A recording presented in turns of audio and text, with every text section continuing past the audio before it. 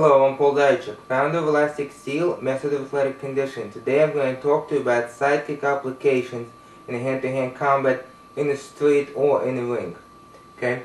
Very often people say that sidekick is not a good technique to go with the punching techniques. In other words, and this comes a lot from Muay Thai fighters and from MMA fighters, where the idea is you throw punches, you shuffle, you throw roundhouse kicks with a front leg, or you throw punches and you throw rear leg kicks. However, maybe sometimes you would throw a front kick, a push front kick with the punches, but the sidekick doesn't go there. Well, if you do sidekick correctly and you know how to transfer your weight for that sidekick between the punches and inside of those punches, it's a very effective technique. I'm going to talk about that right now. Very few people combine sidekick effectively with the punches, but when it's combined effectively, it's a great technique and can do a lot of damage and can be used very well. Okay, first of all, why use a sidekick in combination with a punch? We're going to talk about how to use it, how to do it correctly in a second, but why would you want to use it?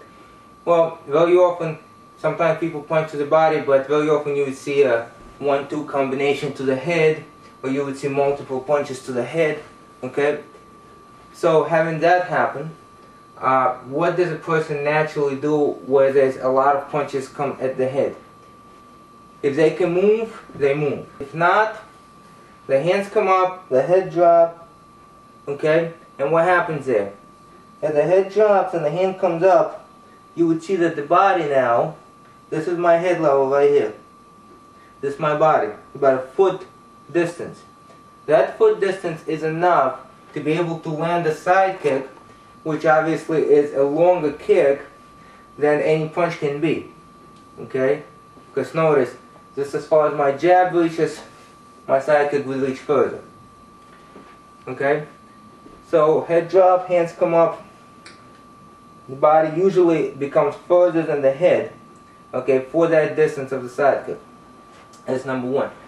Number two, exactly the same point. The hands come up. Okay? The idea is to protect the head, the hands come up. No one expects a kick in that range.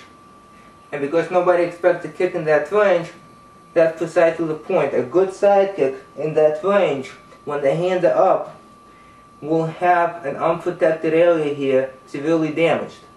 Okay? So, having said that, let's talk about actually how to throw a side kick between the punches. Because a lot of people actually don't know the mechanics of doing it, and for that reason they believe that it cannot be done. However, there are some fighters who do it very well because they have those mechanics established. Before we do anything, you have to have a good supporting leg turnout. If you don't have it, you're not going to be able to do what I'm going to show you right now. You have to look at the previous video and see how the supporting leg turnout work. Okay? So here, I'm going to use... Okay, let's say that's my opponent. I come with the punches. Okay, I'm here. My weight is shifted onto the front leg. My weight is shifted onto the front leg. There's no way that I can do a front leg side kick from here. Okay, there's no way I can do it. Why? Because the power of the kick comes from the supporting leg, obviously. And the mass transfer that that supporting leg provides. So I have to get my weight on that leg first. What does that mean? That means I have to shift my weight back. Once I shift it back on this leg, I can lift the chamber and kick. Okay? Once again, I saw the punches.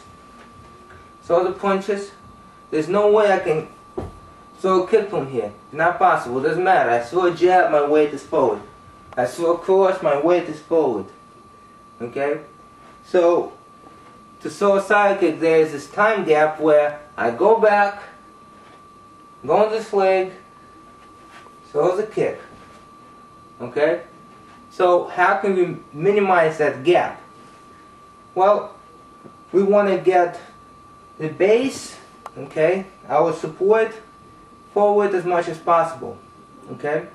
So, instead of just going forward, turning around, we bring that base forward and we turn it around at the same time. Okay? So heel turns to the target as much as possible. Okay, even without moving that leg forward.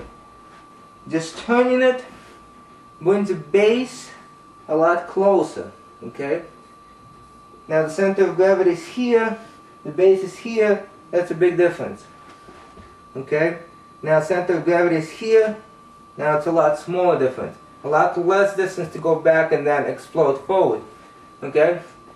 So here, the punch comes in, this comes up, the body's almost over this leg, can be completely over this leg, it's almost over this leg, very small movement back, and then boom, the sidekick comes out. Okay?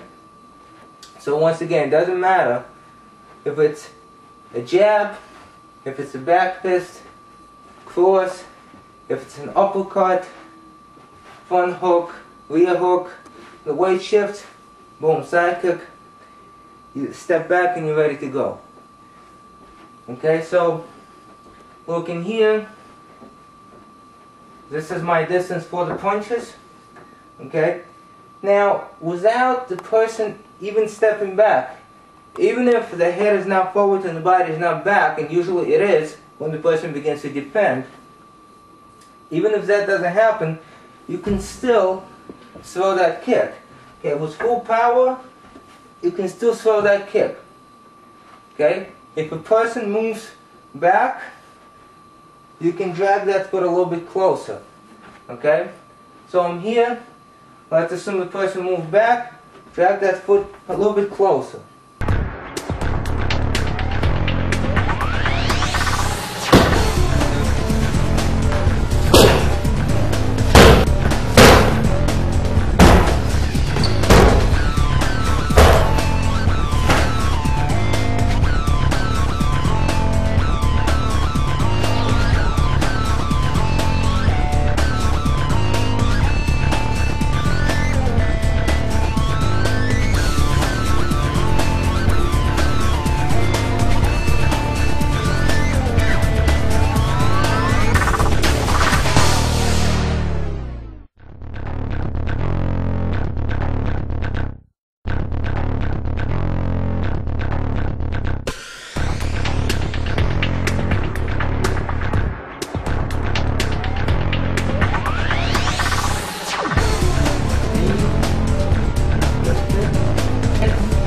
I have to keep spinning.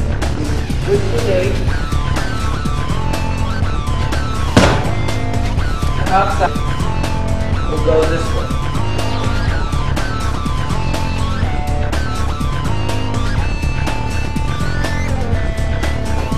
Good.